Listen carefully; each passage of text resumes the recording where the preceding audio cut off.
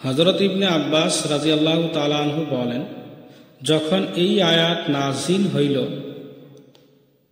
ওয়াশাবিরহুম feel আমর, এবং তাহাদের সহিত গুরুত্বপূর্ণ কাজে পরামর্শ করিতে থাকুন, তখন রাসূলুল্লাহ সাল্লাল্লাহু আলাইহি ওয়াসাল্লাম ইরশাদ করিলেন, আল্লাহ তাআলা এবং তাহার রাসূলের জন্য তো পরামর্শের প্রয়োজন নাই, তবে আল্লাহ তাআলা ইহাকে আমার উম্মতের জন্য রহমতের বস্তু বানাইয়া দিয়াছেন। সুতরাং আমার উম্মতের মধ্যে যে ব্যক্তি পরামর্শ করে সে সোজা পথের উপর থাকে, আর আমার উম্মতের মধ্যে যে ব্যক্তি পরামর্শ করে না সে চিন্তাযুক্ত থাকে। বাইহাকি।